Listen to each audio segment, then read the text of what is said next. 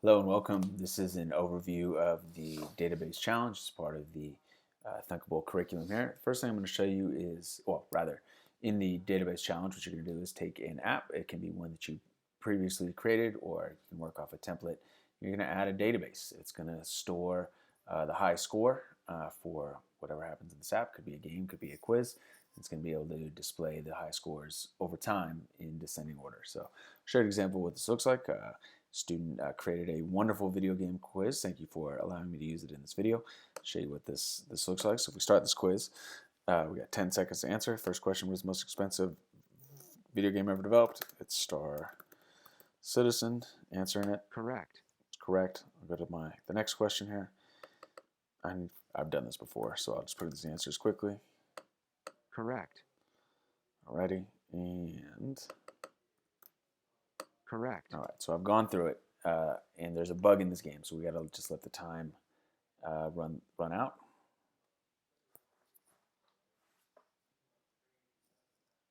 Incorrect. And at the point at which we get to the game over screen, you can be able to type your name in, whatever it is, in my case, Rothman. You can be able to save the score and your name. So notice that we have the score, it's already displaying. It's persisted. We have a bunch of scores that are already in there. If I save it, Rothman goes in, and it goes in descending order from the highest score to the lowest score. So you're going to create this yourself. We'll cover some of the main elements now. So the first thing you got to do is choose an app that you're going to add a database to. So there's some existing apps I think would work well: the Mario's Mushroom Chase, Pong, the CS Innovators Quiz, or Creative Quiz app. You also have the option of just adding a database. You just following the directions and adding a database to a template Pong app, which is also totally fine. Some notes on using existing apps. One is you're going to have to identify the variable you use to track the score. So in something like Mario's Mushroom Chase, the variable I believe is just called score. The quiz app, it might have been called something like correct answers. But you have to identify exactly which variable you're going to use to add to your database. And you may already have, if you're using an existing app, you can use the current game over screen, or you understand, just know that you may have to modify what's there. So it's also fine to just make a new screen. So based on the app that you create, or rather choose, you got to either modify or create this game over screen. It's got to have a new game button that resets the game or quiz, a text input, that's where you're going to be able to, or the user is going to be able to put their name, a save button as the event that stores the score and the name together. You're going to need the list viewer component, so you can display the scores in descending order. And you also need a local storage component. So going through the programming element, something you're probably familiar with is just some basic programming. So on your game over screen, you'll need a new game button, something that goes back to the beginning of the game and resets all the scores and variables and whatnot. You'll need to initialize a list.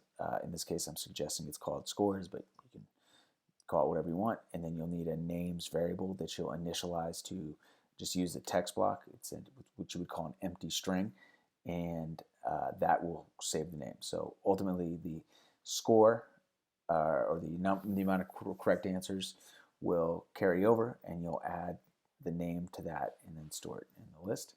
Something you've already seen before is when the game over screen starts, or whatever screen where you're going to display data, you will call the local storage and try to access the data you stored using the key. In this case, we call it top scores, and then you'll check to see if there is in fact anything in the list, and that will, one way or the other, you'll use that information to display in your list viewer.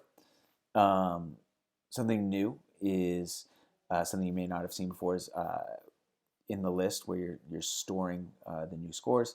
I'm going to ask you to use this join block, and you're going to be able to combine two different variables. So correct may have been the amount of correct answers get carried over from the game or the quiz. You're going to actually add a space. So there's another text block. This is an empty string, but it'll be reflective of having a space between the two variables. And then you'll have a new text input where you put your name, or the user puts their name, and so it'll store the score and the name together. One other thing is you'll use a new block you haven't seen before. It's under the list sort of menu or drawer. It's the sort. You can sort by alphabetic, but in this case we'll be sorting numeric in a descending order. So whatever the list is, it will, if you've now added this new value to it, it will sort that list to make sure that the highest score is still on top, and then you'll use the list viewer to show, or rather to display the scores. So, and yes, and you will also save the list that has now been modified to include the new score, and you will save it back to the local storage using a key. That is the overview and introduction to the database challenge. There is a handout with some more videos to walk you through it. Good luck.